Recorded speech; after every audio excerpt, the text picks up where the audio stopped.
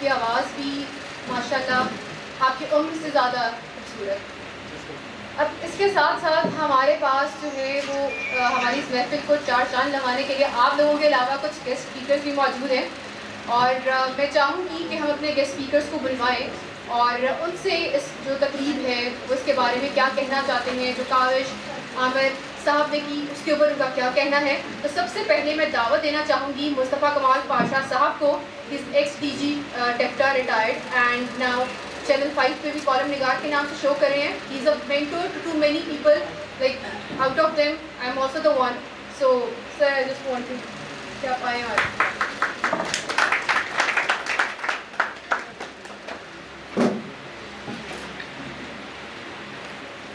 اور بھائیوں بیٹوں جیسے حضرات, آپ سب کو میرا سلام پہنچے. نحمدہ و نصلی علی رسولہ الکریم, اما بعد فاعوذ باللہ من الشیطان الرجیم. مجھے نہیں معلوم کہ عامر ملک صاحب نے مجھے کیوں یہاں پر کھڑا کر دیا ہے. میں اتنے بڑے مقام پہ کھڑا ہو کے بات کروں تو سب خواتین و حضرات سے معذرت کہ میں کوئی لیکچر دینے کی پوزیشن میں نہیں ہوں. کوئی اپنے خیالات آپ پر مسلط کرنے کے لیے یہاں پر نہیں کھڑا ہوا. جو میری معلومات ہے ایک قرآن کے طالب علم کے طور پہ, وہ میں آپ سے, آپ میرے ان خیالات کو جھٹک نہیں سکتے. بہرحال وہ میرے خیالات ہیں ایک طالب علم کے طور پہ, تو میں چاہوں گا کہ آپ ان کو,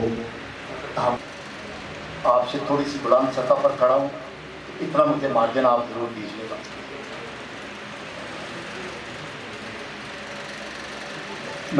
مجھے تو معلوم ہے کہ میں یہاں پر کیوں آیا ہوں. میں نے آپ کو کہا کہ میں یہاں پر کیوں آیا ہوں. ایک تو یہ ہے کہ یہ قرآن کے لیے انہوں نے بلایا تھا, کیونکہ میں مسلمان ہوں. تو کوئی بھی مسلمان جو ہے وہ قرآن کی آواز پہ لبیک کہنے کے علاوہ کچھ بھی نہیں کر سکتا, اور اس کو کچھ بھی نہیں کرنا چاہیے بطور کلمہ گو مسلمان. تو ایک وجہ تو یہ ہے کہ میں اس لیے یہاں پر آیا ہوں. دوسری وجہ یہ ہے کہ میں عامر کے گھر کا, ان کے والد کا اور ان کی والدہ کا مقروض ہوں.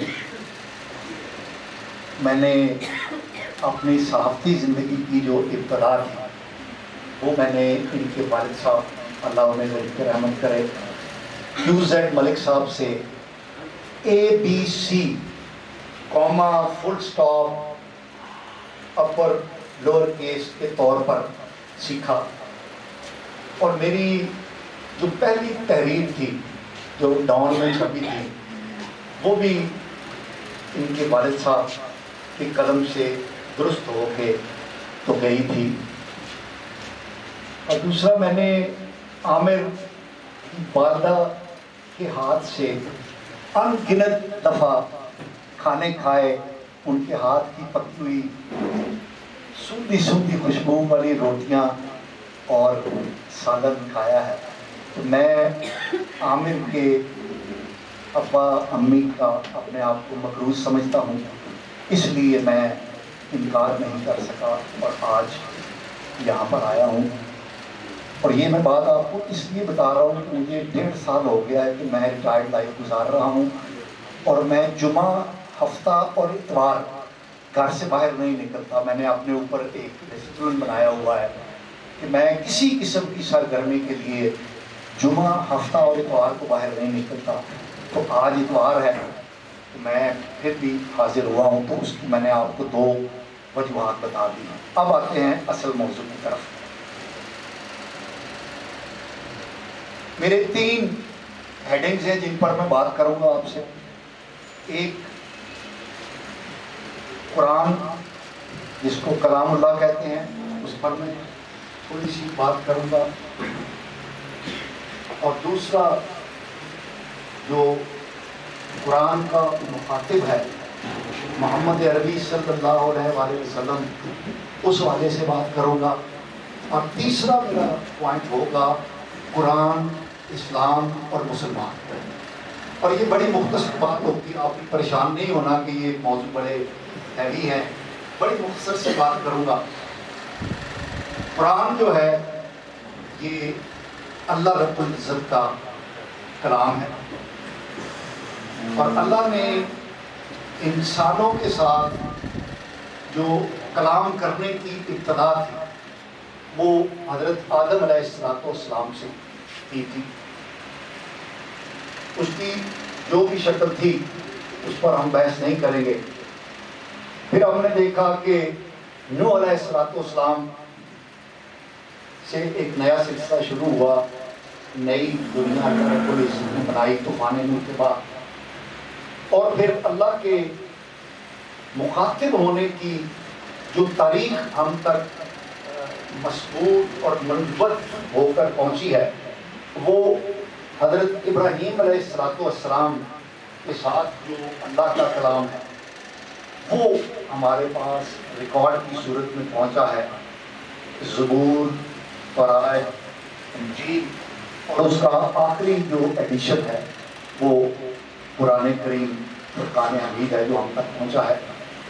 اور اللہ نے جو جبرائیل علیہ السلام کے ذریعے انسانوں سے مخاطب ہونے کا سلسلہ شروع کیا جس کا ریکارڈ ہم تک پہنچا ہے وہ حضرت ابراہیم علیہ السلام تھے. اور اس رابطے کی جو آخری کڑی ہے وہ محمد عربی صلی اللہ علیہ وآلہ وسلم ہے. اس کے بعد اس کائنات کے اختتام تک اللہ وہی جبرائیل کے ذریعے کسی انسان سے، کسی واسطے سے انسان کے ساتھ مخاطب نہیں ہوگا، کیونکہ اللہ رب العزت نے اپنا جو پیغام بنی نوع انسان کو پہنچانا تھا وہ کلام اللہ کی صورت میں، قرآن کی صورت میں ہمارے سامنے موجود ہے. یہ ہے قرآن کے بارے میں میرا نقطہ نظر. اور قرآن ہے کیا؟ جیسے میں نے آپ سے بات کی کہ یہ اللہ کا پیغام ہے، اور اللہ کیوں یہ پیغام دے رہا ہے، وہ پیغام ہے کیا، وہ اللہ تعالیٰ، اللہ رب العزت نے اپنے کلام کے ابتدا میں بتا دیا. ذالک الکتاب لا ریب فیہ، یہ وہ کتاب ہے جس کی حقانیت، جس کی سچائی کے بارے میں کوئی شک نہیں ہے. اور یہ ہے کیا؟ ہدی للمتقین، یہ متقین کے لیے، ڈرنے والوں کے لیے ہدایت ہے. یہ ذہن میں رکھیے گا کہ یہ ہدایت صرف ہر ایرے گہرے کے لیے نہیں ہے، یہ ہدایت ہے متقین کے لیے. اور متقین کون ہے؟ اللہ خود بتا رہا ہے آگے. الذین یؤمنون بالغیب ویقیمون الصلاۃ ومما رزقناہم ینفقون. تین اللہ رب العزت نے لوگوں کو ہدایت دے گا جو غیب پر ایمان لاتے ہیں. ایمان بالغیب کیا ہے؟ کہ اللہ کی حاکمیت کو تسلیم کرنا. میں ڈیٹیل میں نہیں جاتا، مختصر بات کروں گا. اللہ کی حاکمیت، سوورینٹی، اس وقت پوری دنیا کے اندر ایک ہی سوال جو اس وقت ہم تباہی اور بربادی دیکھ رہے ہیں اس کی وجہ بھی یہی ہے کہ ہو از سوورن، مطلق اعلیٰ کون ہے، مقتدر اعلیٰ کون ہے.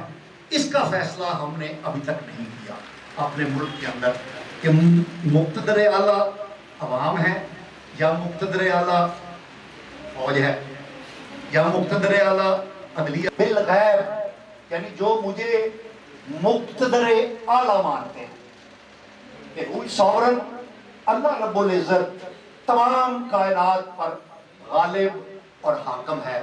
یہ پہلی شرط ہے اس قرآن سے ہدایت حاصل کرنے کی. جو نماز قائم کرتے ہیں، اب یہ ایک بہت بڑی چیز ہے. نماز پڑھنے کا کہیں ذکر نہیں ہے، نا حکم ہے، نماز قائم کرنے کا حکم ہے.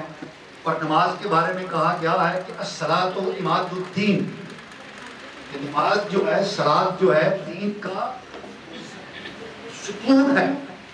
اور یہ ستون جس کو ہم ستون سمجھتے ہیں، یہ نماز ایک حصہ ہے. الصلاۃ عماد الدین، صلاۃ کو قائم کرنا، اللہ کی حاکمیت کے زیر سایہ ایک نظم قائم کرنا. اور وہ نظم کیا تھا، کیا ہے؟ ہم نے قرآن کو جس طرح سمجھا، ہم قرآن کا وہی مفہوم لیں گے. تو انہوں نے قرآن کو کیا سمجھا کہ آپ دیکھیے، میں نے جس نظم کی بات کی، جس نظام صلاۃ کی بات کی، نبی کا حاکمیت کیسے قائم کی جائے گی. اور جس وقت نبی کریم صلی اللہ علیہ وآلہ وسلم کے بعد آنے والے مسلمان کے حاکم کا فیصلہ ہوا، حضرت ابو بکر صدیق رضی اللہ تعالیٰ عنہ کا، اس کے بعد محمد عربی صلی اللہ علیہ وآلہ وسلم کو دفن کیا گیا. یہ ہے وہ نظم جس کے قائم کرنے کو اللہ تعالیٰ کہہ رہا ہے کہ اگر آپ چاہتے ہیں قرآن سے رہنمائی لینا تو پہلے آپ کو میری حاکمیت ماننی ہوگی، دوسرا پھر میری حاکمیت کے مطابق نظم قائم کرنا ہوگا. سوورینٹی آف آل مائٹی اللہ. اور اس کی میں ایک اور آپ کو مثال دے دیتا ہوں کہ یہ نظم کتنا اہم ہے دین کے اندر. حضرت عمر فاروق رضی اللہ تعالیٰ عنہ کو ایک یہودی نے خنجر سے زخمی کیا. معالج آیا، معالج نے دوا دی، دوا جو ہے وہ زخم کے راستے باہر نکل گئی. یہ اس بات کا ثبوت تھا کہ یہ جو زخم ہے یہ کاری ہے، یہ جان لیوا ہے، عمر فاروق زندہ نہیں بچیں گے. تو انہوں نے سب سے پہلے کیا کام کیا؟ انہوں نے 6 رکنی ایک کمیٹی بنائی. نظم، حاکمیت قائم کرنے کے لیے ان کو پتا ہے کہ میں شہید ہونے والا ہوں، تو انہوں نے سب سے پہلے یہ کام کیا کہ 6 رکنی ایک کمیٹی بنائی. اور انہوں نے کہا کہ میری تجہیز و تکفین بعد میں ہوگی، پہلے میرے گھر کے اندر بیٹھ کر یہ 6 رکنی کمیٹی جو ہے یہ مسلمانوں کے نظم کا فیصلہ کرے گی، مسلمانوں کے اقتدار اعلیٰ کا فیصلہ کرے گی، اور اس کے بعد میری تجہیز و تکفین ہوگی. اور پھر انہوں نے کہا کہ اگر ان 6 بندوں کے درمیان ٹائی پڑ جائے، یعنی 2-2 ہو جائیں، ایک بندے کے حق میں 2 اور ایک بندے کے حق میں 2 ہو جائیں، تو میرا بیٹا جو ہے عبداللہ ابن عمر رضی اللہ تعالیٰ عنہ، جو بہت بڑے محدث تھے، عالم دین تھے، ان کاسٹنگ ووٹ یہ ڈالیں گے، لیکن یہ خود کینڈیڈیٹ نہیں ہوں گے.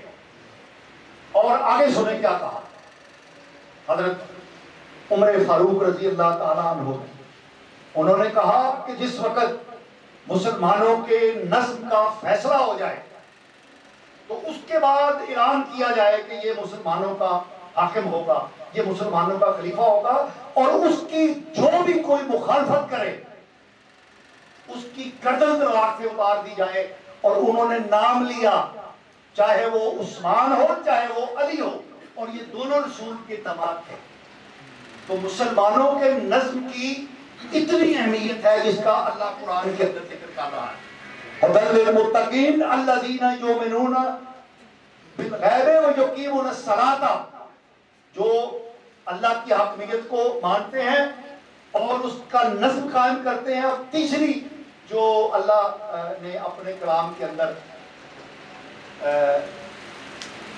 وہ بتائی ہے صرف جن کو ہدایت اس نے دینی ہے، وہ تیسری صرف کیا ہے؟ انفاق. ينفقون مما رزقناهم ينفقون، اور جو ہم نے ان کو دیا ہے اس میں سے وہ خرچ کرتے ہیں. یہ خرچ اپنے اوپر کرنا نہیں ہے، یہ اپنے بیوی بچوں پہ خرچ کرنا نہیں ہے، یہ بھی نظم کے تحت ہے. اللہ رب العزت نے وہ پورا نظام قرآن کے اندر دیا ہے جس کے تحت ہمیں خرچ کرنے کا حکم ہے کہ جن کو اللہ تعالیٰ نے دیا ہے وہ کیا ہے؟ زکوٰۃ، صدقات، انفاق فی سبیل اللہ. اور پورا ایک سسٹم ہے جو معاشرے کے اندر معاشی نظام کے ذریعے اللہ خرچ کرنے کا حکم دیتا ہے. اور یہ نظام جب قائم کیا مسلمانوں نے حضرت ابو بکر صدیق رضی اللہ تعالیٰ عنہ کے زمانے میں ایسے تو یہ نظام نبی پاک صلی اللہ علیہ وسلم کے دور میں قائم ہو چکا تھا، لیکن ایک ریاست کے طور پر جب مسلمانوں نے یہ نظام قائم کیا انفاق فی سبیل اللہ کا، زکوٰۃ کا، صدقات کا، خیرات کا، تو اس کے بعد ہم نے دیکھا کہ مکے اور مدینے کے اندر ہر بندہ زکوٰۃ صدقات لے کر پھرتا تھا اور کوئی وصول کرنے والا نہیں تھا۔ یہ نظام ہے، 3 شرائط جو اللہ رب العزت نے بتائی ہیں، اگر ہم ان پر عمل کریں تو حالت یہ ہوتی ہے کہ زکوٰۃ لینے والا کوئی نہیں ہے۔ عدل، نظام معاشرت، نظام معیشت قائم نہیں کیا۔ بہرحال یہ لیکچر کا وقت نہیں ہے۔ کلام اللہ میں نے آپ کو بتا دیا کہ اللہ کا کلام کیا ہے۔ دوسرا حصہ کہ یہ کلام جو ہے اللہ رب العزت کا، اس کا مخاطب کون ہے؟ جی آپ سب لوگ مجھ سے زیادہ پڑھے لکھے ہیں نہیں، اللہ رب العزت نے صیغہ واحد تکلم کے اندر محمد عربی کو مخاطب کیا ہے۔ پورا قرآن جو ہے محمد عربی صلی اللہ علیہ وآلہ وسلم کو سامنے رکھ کے اللہ نے بیان کیا ہے۔ اور نبی کے مخاطبین کون ہیں؟ اہل مکہ، اہل قریش، تمام وہ کا کہنا اور اللہ کا کہنا، ان دونوں میں کوئی فرق نہیں ہے۔ اور یہ کون کہتا ہے؟ میں نہیں کہہ رہا، یہ کہنے والا کہہ رہا ہے، قرآن۔ قرآن اللہ کا کلام ہے، اس کا مخاطب محمد عربی صلی اللہ علیہ وآلہ وسلم ہے۔ اور وہ ہمیں کیسے پتا چلا کہ یہ اللہ کا کلام ہے؟ ہمیں کیسے پتا چلا؟ اللہ نے تو ہم سے آ کے نہیں بتایا کہ یہ میں کہہ رہا ہوں، ہم نے جانا محمد عربی صلی اللہ علیہ وسلم کے ذریعے کہ انہوں نے ہمیں بتایا کہ اللہ نے یہ مجھے بات کہی ہے تم لوگوں کو کہنے کے لیے، یہ اللہ کا حکم ہے، اور ہم نے اپنا سر تسلیم خم کر دیا۔ اور اللہ ہی کہتا ہے اطیعوا اللہ و اطیعوا الرسول، اور اطاعت کرو اللہ کی اور اللہ کے رسول کی۔ اور یہ دونوں اطاعتیں جو ہیں وہ کیا ہے؟ غیر مشروط ہے، اس میں کوئی سوال و جواب نہیں ہے۔ جس طرح ہم اللہ کے حکم کو بلا چون و چرا تسلیم کرنے کے پابند ہیں، ہم مسلمان ہو ہی نہیں سکتے اس وقت تک، ہم اللہ کے کلام سے ہدایت اس وقت تک لے ہی نہیں سکتے جب تک ہم اس کی حاکمیت کو نہ مانیں، جب اس کے کلام کو، اس کے حکم کو، اس کے امر کو، اس کے نواہی کو بغیر کسی سوال و جواب کے نہ مانیں۔ اسی طرح محمد عربی صلی اللہ علیہ وآلہ وسلم کا جو کہنا ہے وہ بھی بلا شرط تسلیم کیا جانا ضروری ہے۔ اور یہ میں نہیں کہہ رہا، یہ اللہ رب العزت کہہ رہا، اطیعوا اللہ و اطیعوا الرسول، اللہ اور اس کے رسول کی اطاعت جو ہے وہ بغیر کسی شرط کے ہے۔ اور پھر اللہ ہی کہتا ہے قل ان کنتم تحبون اللہ، اللہ کہتا ہے کہ اگر تم مجھ سے محبت کرتے ہو، ظاہر ہے ہمارا وہ خالق ہے، ہمارا مالک ہے، ہمارا پالن ہار ہے، ہر چیز پر وہ غالب ہے، ہر اچھی بری تقدیر پر وہ غالب ہے، تو وہ کہتا ہے کہ تم اگر مجھ سے محبت کرتے ہو، قل ان کنتم تحبون اللہ، جو فاتبعونی، اللہ کہہ رہا ہے، نبی ہمیں بتا رہا ہے کہ اللہ کہتا ہے کہ اگر تم مجھ سے محبت کرتے ہو، تم میری اطاعت کرو، تو اللہ تم سے محبت کرے گا۔ یہ نبی صلی اللہ علیہ وآلہ وسلم کا مقام ہے اس تکوین کائنات میں۔ ہم نے مان لیا کہ اللہ کی رضا کیا ہے؟ قرآن ہے۔ ہم نے مان لیا کہ قرآن کے اندر جو اللہ کی کمانڈ ہے اس کو ہم نے بلا چون و چرا ماننا ہے، اس میں کوئی سوال و جواب نہیں ہوگا۔ اسی طرح وہ ہمیں خالق کہہ رہا ہے کہ مجھ سے اگر محبت کرتے ہو تو اس کی اطاعت کرو، اور اس کی اطاعت کیا ہے؟ وہ اللہ کی اطاعت ہے۔ یہ نبی کریم صلی اللہ علیہ وآلہ وسلم کا مقام ہے۔ آخری حصے کی طرف میں جا رہا ہوں اب، کہ قرآن، اسلام اور مسلمان۔ ہم نے قرآن دیکھ لیا، اسلام دیکھ لیا کہ اللہ رب العزت کا حکم، اور نبی پاک صلی اللہ علیہ وسلم نے جیسے ہمیں پہنچایا، اور نبی صلی اللہ علیہ وسلم نے اپنے کنڈکٹ سے، اپنے سیرت سے ہمیں وہ کر کے دکھا دیا. اور جو اللہ رب العزت ایک ریاست قائم کرنا چاہتا ہے وہ ریاست نبی پاک صلی اللہ علیہ وآلہ وسلم نے ہمیں ریاست مدینہ کی صورت میں قائم کر کے دکھا دی. اور اس ریاست کو لے کر خلفائے راشدین حضرت ابوبکر صدیق رضی اللہ تعالیٰ عنہ، حضرت عمر فاروق رضی اللہ تعالیٰ عنہ، حضرت عثمان ابن عفان رضی اللہ تعالیٰ عنہ اور حضرت علی کرم اللہ وجہہ جو ہیں، انہوں نے دنیا کے 9 لاکھ مربع میل علاقے پر وہ ریاست، وہ اللہ کی حاکمیت قائم کر کے ہمیں دکھا دی. اب یہ 3 چیزیں ہیں، قرآن، اسلام اور مسلمان. ان پر میں چند منٹ آپ سے بات کروں گا. قرآن ایک ایسی چیز ہے جس پر جو ہمارے پاس اس وقت اسی صورت میں موجود ہے جس صورت میں آج سے 1500 سال پہلے محمد عربی صلی اللہ علیہ وسلم پر اللہ رب العزت نے نازل فرمائی تھی. اور وہ لوح محفوظ سے تدریجاً 23 سال کے اندر حضرت جبرائیل علیہ السلام لے کر محمد عربی صلی اللہ علیہ وسلم تک آئے. اور یہ جو الف لام میم ذالک الکتاب لا ریب فیہ سے لے کر والناس تک یہ ترتیب ہے، یہ ترتیب نزولی نہیں ہے. یہ وہ ترتیب ہے جو اللہ رب العزت نے وہ لوح محفوظ پر جو رکھی تھی اس کے مطابق نبی پاک صلی اللہ علیہ وسلم نے یہ قرآن ہمیں ڈکٹیٹ کروایا اور یہ وحی ہماری محفوظ ہوئی. یہ بالکل 100% اپنے زبان، اپنے بیان، اپنے کلام کے اندر اسی طرح محفوظ ہے. اور اس کی جو عملی تفسیر ہے وہ نبی کریم صلی اللہ علیہ وآلہ وسلم کی زندگی ہے، سیرت طیبہ ہے. اور اس کی مزید عملی تفسیر جو ہے وہ خلفائے راشدین کا 32 سال تک کا وہ دور حکمرانی ہے جس کو عملی طور پر انہوں نے نافذ کر کے بتا دیا کہ یہ تینوں چیزیں مل کے جو ہے یہ تہذیب اسلامی کی بنیاد ہے. اسلامک سیولائزیشن جس کو کہتے ہیں. آج صورتحال یہ ہے کہ دنیا کی 7 بڑی تہذیبیں جو ہیں زندہ تہذیبوں میں، ان میں جو سب سے غالب تہذیب ہے وہ مغربی تہذیب ہے. اور وہ تقریباً 300-350 سال سے اس دنیا پہ نافذ اور غالب رہ کے اپنی اچھائیاں اور اپنی برائیاں انسانیت کو دکھا سکی ہے. اور یہ بات طے ہو چکی ہے کہ یہ جو غالب تہذیب مغرب ہے یہ انسان کے مسائل کا حل نہیں دے سکتی. اور یہ بات انہوں نے بھی تسلیم کر لی ہے کہ یہ ہماری جو تہذیب ہے، ہمارا جو تمدن ہے، یہ ناقص ہے.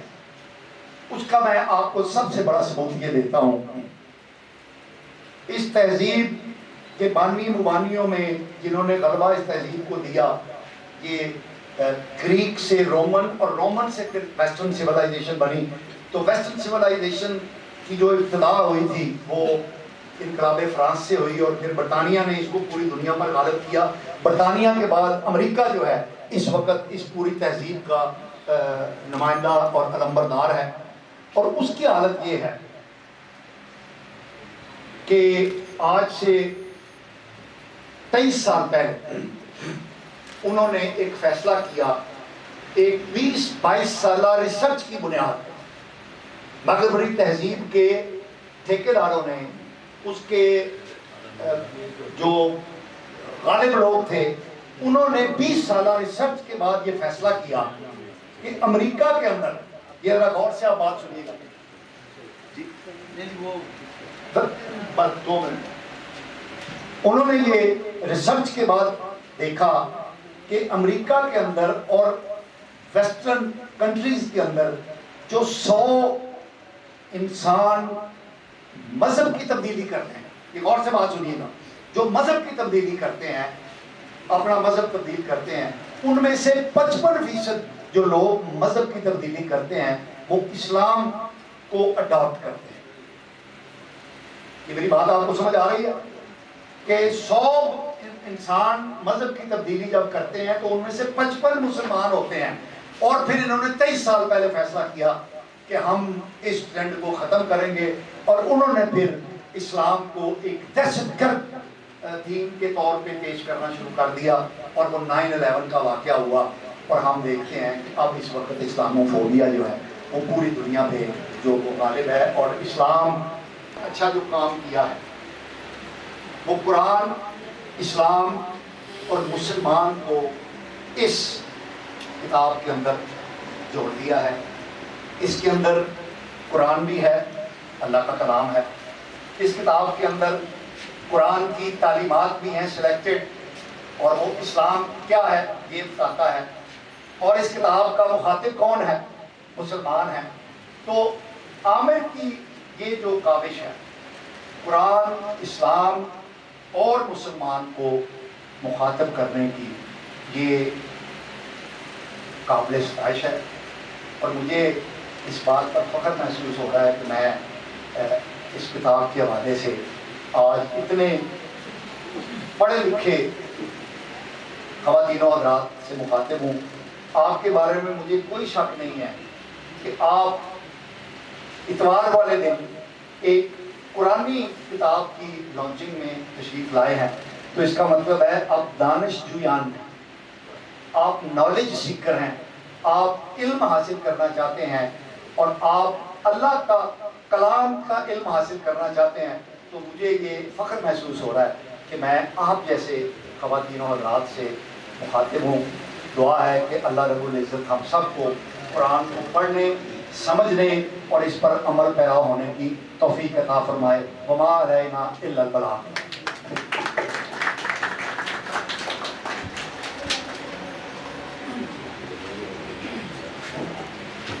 شکریہ مولانا صاحب، اور بہت ہی زیادہ پر اثر